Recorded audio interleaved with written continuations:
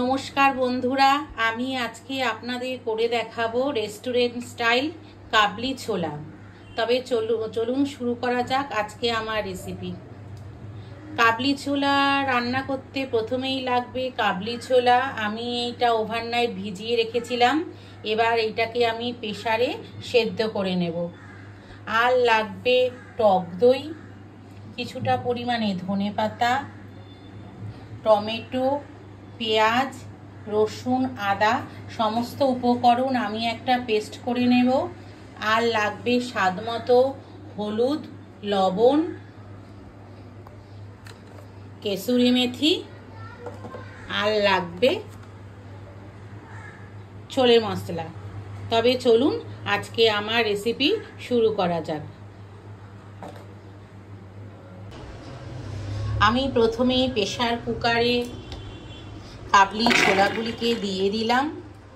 এবার এর মধ্যে দিয়ে দিচ্ছি আন্দাজ মতো জল আর সামান্য পরিমাণে হলুদ গুঁড়ো।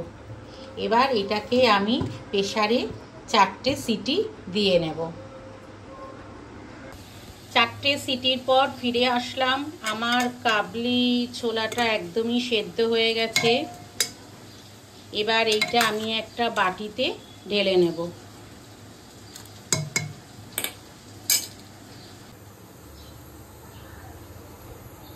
কড়াইয়ে আমি সর্ষের তেল দিয়ে দিয়েছি। তেলটা আমার গরমও হয়ে গেছে।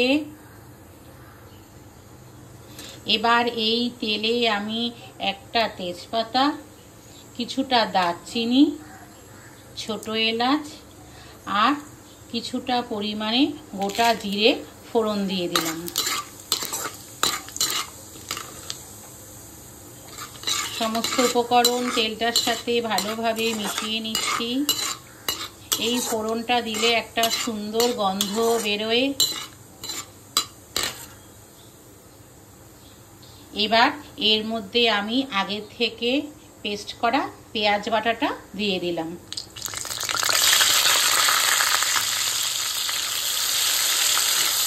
দিয়ে আমি মশলাটা ভালোভাবে মিশিয়ে নিচ্ছি।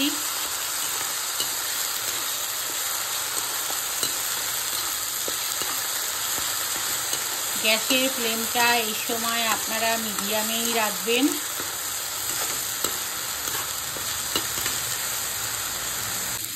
পেঁয়াজটা আমার সুন্দর করে ভাজা হয়ে গেছে।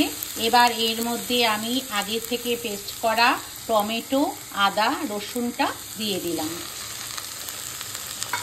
দিয়ে এইটাও ভালোভাবে পেঁয়াজের সাথে মিশিয়ে নিচ্ছি।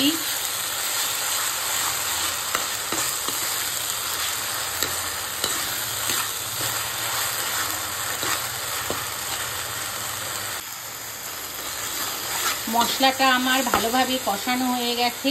এবার এর মধ্যে আমি দিয়ে দিচ্ছি একে একে হলুদ গুঁড়ো,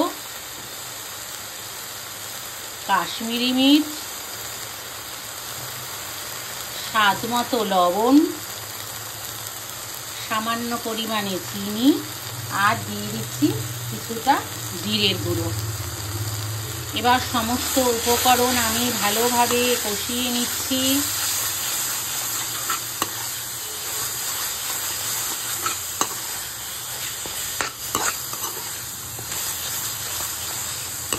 আমার সমস্ত উপকরণটা ভালোভাবে কষানো হয়ে গেছে। এবার গ্যাসের ফ্লেমটা একদম আমি লোতে দিয়ে আগে থেকে ফেটিয়ে রাখা টক দইটা দিয়ে দিচ্ছি। গ্যাসের ফ্লেমটা যদি এই সময় বাড়ানো থাকে তাহলে দইটা কেটে যেতে পারে। এই জন্য যখন আপনারা টক দইটা দেবেন তখন গ্যাসের ফ্লেমটা একদমই লোতে রাখবেন, তাহলে দইটা একদমই ফাটবে না। দেখতেই পাচ্ছেন আমার দইটা সমস্ত মশলার সাথে কি সুন্দর মিশে গেছে।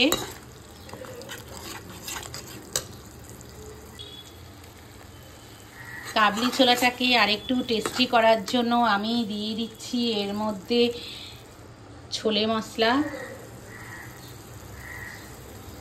এটা আপনারা না দিলেও পারেন, কিন্তু এটা দিলে খুব সুন্দর টেস্ট হয় আর একদম রেস্টুরেন্ট স্টাইলের মতোই হয়ে যায়।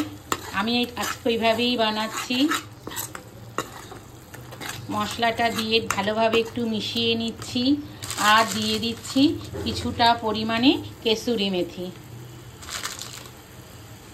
কেসুরি মেথিটাও সমস্ত মশলার সাথে ভালোভাবে মিশিয়ে নিচ্ছি।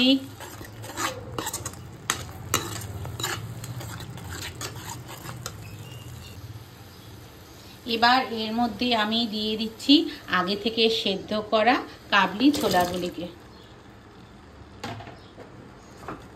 কাবলি ছোলাগুলিকে সমস্ত মশলার সাথে ভালোভাবে মিশিয়ে নিচ্ছি।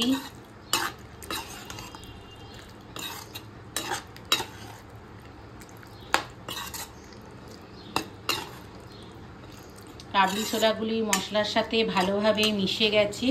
এবার এর মধ্যে আমি দিয়ে দিচ্ছি সামান্য পরিমাণে গরম জল। জলটা আপনারা আপনাদের আন্দাজ মতোই দেবেন। আমি একটু ঘন ঘন রাখবো বলেই অল্পই একটু জল দিলাম। এবার ঝোলটা ভালোভাবে ফুটে যাক, তারপর ফিরে আসছি। ঝোলটা আমার ভালোভাবে ফুটে গেছে। এবার এর মধ্যে আমি দিয়ে দিচ্ছি শাহি গরম মশলার গুঁড়ো আর দিয়ে দিচ্ছি কিছুটা ধনেপাতা কুচি। দিয়ে একটু ভালোভাবে নাড়িয়ে নিচ্ছি।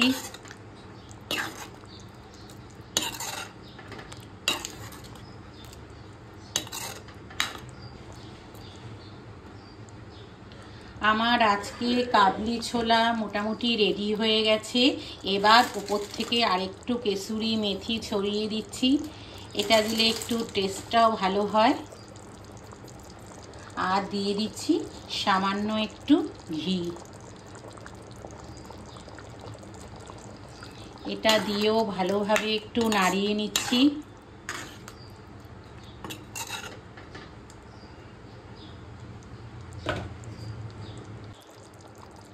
আজকে আমার রেস্টুরেন্ট স্টাইলের কাবলি ছোলা একদমই রেডি হয়ে গেছে, দেখতেই পাচ্ছেন।